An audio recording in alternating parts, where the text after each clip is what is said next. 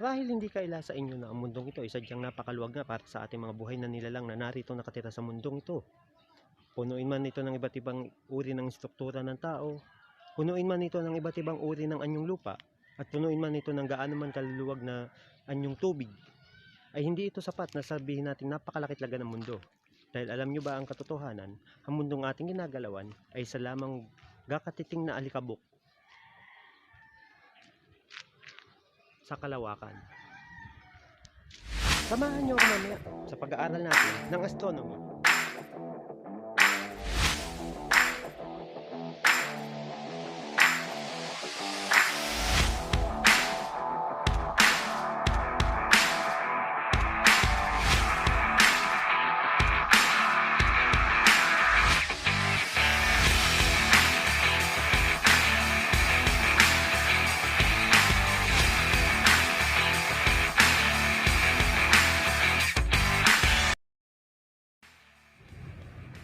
Ano nga ba ang astronomy?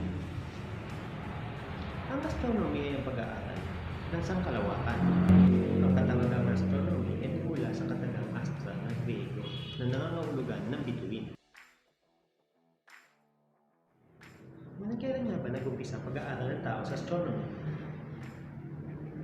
10,000 taong bago isinilang si Kristo nang mag-umpisa ang pag-aaral ng astronomy sa bansang Egypto at ginagamit nila ang pag-aaral ng langit sa kadahilanan ng kanilang religiyon, pagtatansya ng oras at ng direksyon, at yun din kaakibat ng astronomy ng panahon na iyon, ang astrology at ang panghula.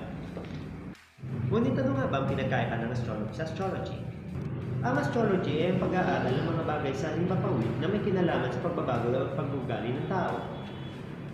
Magandang halimbawa nito ay ang ating mga horoscope na kung saan ay inaalam ang ugali ng tao at yun din hinuhulaan ng mga bagay na maaaring mangyari sa tao.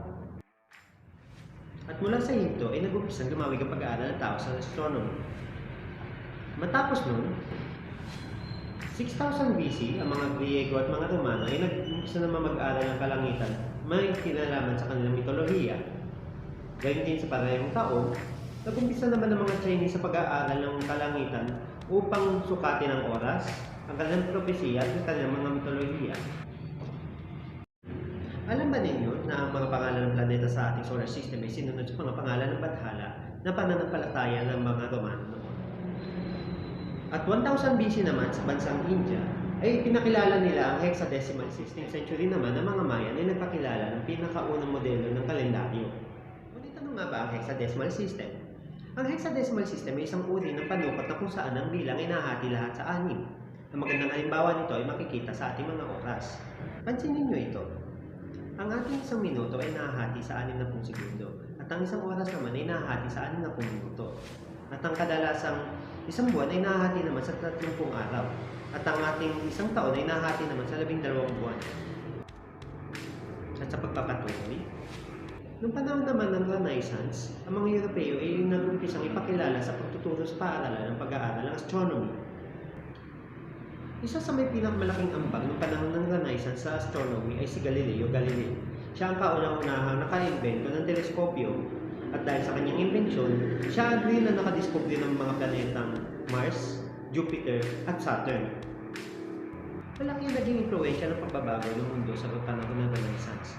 Dahil ang Renaissance period din ang kinikilala na kung saan nag-umpisa nagkaroon ng formal paaralan. At mula sa panahon ng Renaissance ay hanggang ngayon nagpapatuloy pa rin ang pag-aaral ng tao tungkol sa astronomy. Subalit, dahil lumalim ang pag-aaral ng tao ng astronomy makatapos ang World War II, at ito ay nag-umpisa noong 1956. Ang panahon ngayon ay tinatawag ng Space Age. Ang Space Age ay kilalang panahon na kung saan ang tao ay nag-umpisa na maggalugad ng mga bagay sa himpapawid. 5, 4, 3, 2, 1. Naggalugad sila ng mga bagay sa himpapawid sa kadahilan ng gusto nila mapalawig ang komunikasyon, paghahanda sa digmaan, at hindi maghanap ng mga bagay na may buhay sa iba pang planeta, at hindi makahanap ng planeta na maaaring maging tirahan ng tao. Pero alam nyo ba kung paano nag-umpisa talaga ang Space Age? Subaybayan natin sa kwentong itong.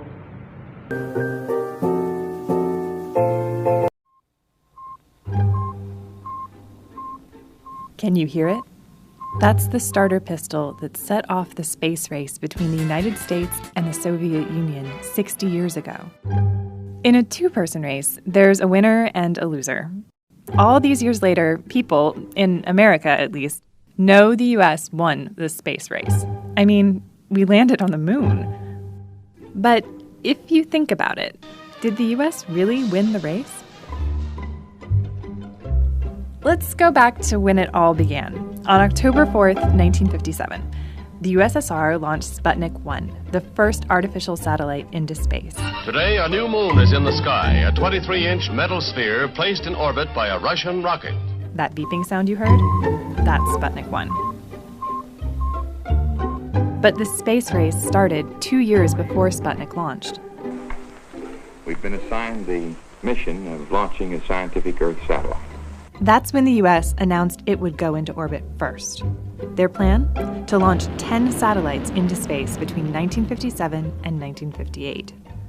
The thing is, Soviet scientists had also been working for years on a rocket capable of reaching space and a satellite to go with it.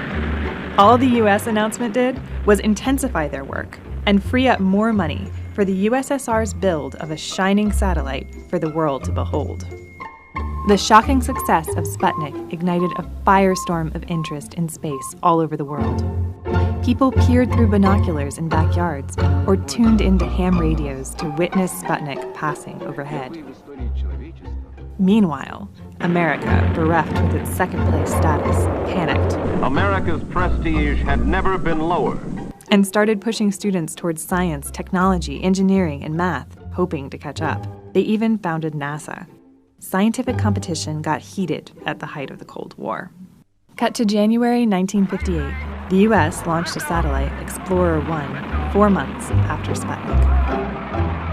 You can send this off to the Secretary, that our satellite is definitely on orbit. Pardon this interruption. Popular Science presents a brief note. The USSR launched Laika, the first living animal to head into orbit. Yuri Gagarin beat John Glenn into space by 10 months. Valentina Tereshkova beat Sally Ride into space by nearly 20 years. That's a lot of notable firsts for not winning the space race. So who won in the end? Team USA or the CCCP? It would be over a decade after Sputnik's launch before American space plans overtook Soviet efforts and landed on the moon, something that no other country has successfully repeated. Competition continued on space stations and space flights for years after the moon landing, until the Apollo-Soyuz mission, when 2 spacecrafts, one Soviet and one American, docked in space, opening a new era of cooperation. The space race pushed both countries to innovate, challenge their technical limits, and push the boundaries of what was possible. That's why the winner of the space race wasn't the US or the Soviets. It was all of us. Without it, we wouldn't have weather satellites, telecommunications, GPS, or even be able to contemplate visiting not only our moon, but other worlds. The competition drove us to be better humans. And it all started with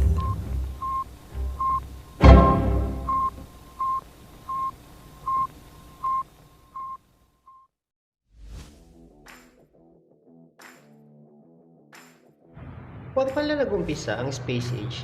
Noon, ang USA at ang USSR ay nagkakairingan o tinatawag na Cold War.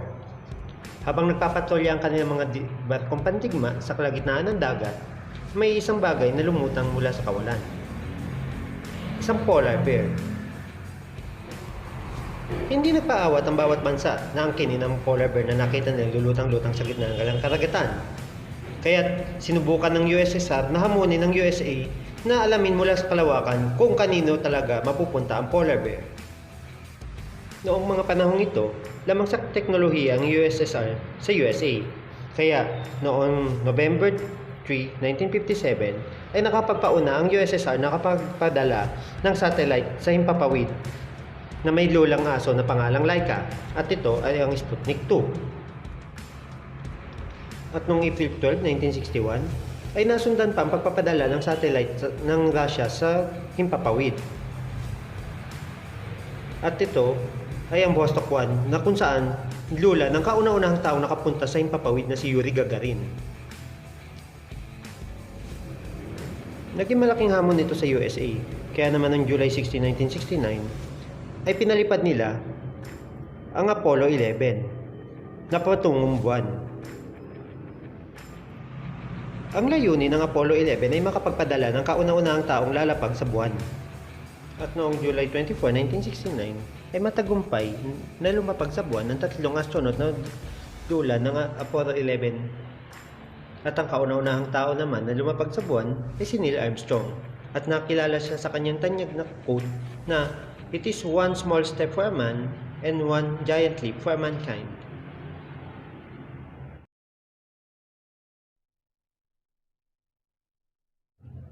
At muli nagbabalik tayo sa ating palatuntunan.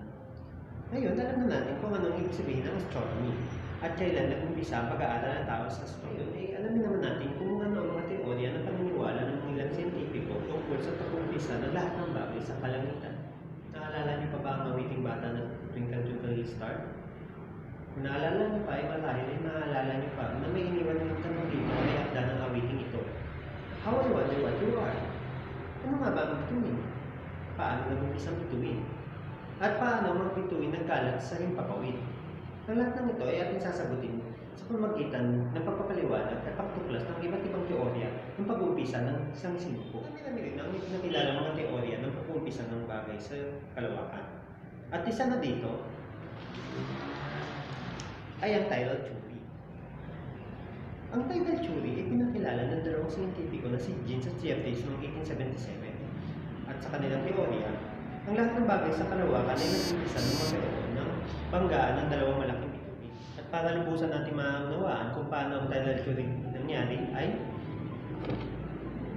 isipin na lang natin ang gunting na ito at ang lobong ito ay parehong bituin. At sa pagpapaliwanag ng dalawang siyentipiko ito, ang dalawang bituin ito ay nagbanggaan. At mula sa pagsabog na iyon, ang mga maliliit na bahaging ito ay naging bahagi ng kalawakan.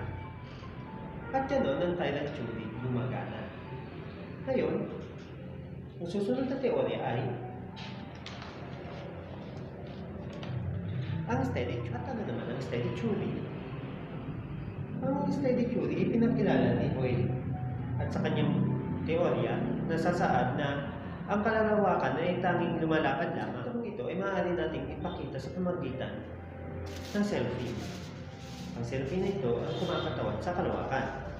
At sa kanyang pagpapaliwanag, ang kalawakan ay lumalakad lamang. Tignan nyo kung ano mangyayari pagkatapos ko itong ihipan.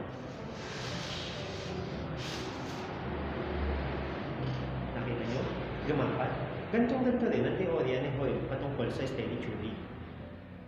Ang susunod na teorya naman ay ang banto na Big Bang Theory. Ang Big Bang Theory pinakilala ni George Lemaitre noong 1927. At ito ang pinakapopular at pinakakilala sa larangan ng astronomy na pinagmulan ng lahat ng bagay sa kalawakan. Ayon kay Lemaitre, ang lahat ng bagay na nasa kalawakan ay nag-umpisa sa isang malaking bagay na lamang na maaaring pumutok, umimpis o kumalat. Ang konsepto ng kanyang paniniwala patungkol sa teoryang ito ay walang pinagkaiba sa lobo na inihipan hanggang pumutok. At ang mga bagay na tumapon ay ang mga bagay na nasa kalawakan at kalangitan sa ngayon. Ang susunod naman na teorya ay ang dust cloud hypothesis. Ang dust cloud hypothesis ay pinakilala ni Immanuel Kant noong 1755. Alam niyo ba na si Immanuel Kant ay hindi lamang kakilala sa larangan ng astronomy? Siya rin ay kilalang psychologist, pari, at mag-aalaman. Ayon sa teorya ito na binuo ni Immanuel Kant, ang lahat ng bagay sa kalawakan ay nag-umpisa sa mga maliliit na bagay na nag-ipon-ipon. Para mas lalo natin maintindihan ang pagpapaliwanag sa dust cloud hypothesis, papakita ko ito sa inyo sa pamamagitan ng mga pinunin na papel at scotch tape. Ipagpalagay natin ang mga papel na ito at ang scotch tape na ito ay ang mga maliliit na bagay na nasa kalawakan. At ang scotch tape na ito ay may kakayanan na dumikit at ipunin ang mga bagay na naroon hanggang sa ito ay magmukha malaki. At ganun, ipinapakilala sa teoryang ito kung paano ang bagay ay nag-umpisa. At kasama dito ay ang ating paniniwala at pananampalataya. Ang doktrina ng Kristiyano. Ayon sa doktrina ng Kristyanismo, ang lahat ng bagay ay nilikha ng Diyos sa loob lamang ng 6 na araw at kasama dito ang mga bagay sa himpapawid at kalawakan at nagsasaad dito sa aklat ng Henesis. Mula noon hanggang ngayon, ang doktrinang ito ang pinakakatanggap-tanggap kung paano nag-umpisa ang lahat ng bagay dahil hindi ito nangangailangan ng malalim na pagpapaliwanag. At ito lamang ang ilan sa mga teorya at paniniwala kung paano nag-umpisa ang lahat ng bagay sa himpapawid at kalawakan. Kung kayo ay may katanungan, pwede niyo akong hanapin sa aking FB page na si Jeffrey Cruz Magbubote. Pwede rin kayo magbigay sa akin ng mga topic na maaari nating pag-aralan patungkol sa science. At muli, ako si Jeffrey Cruz Magbubote.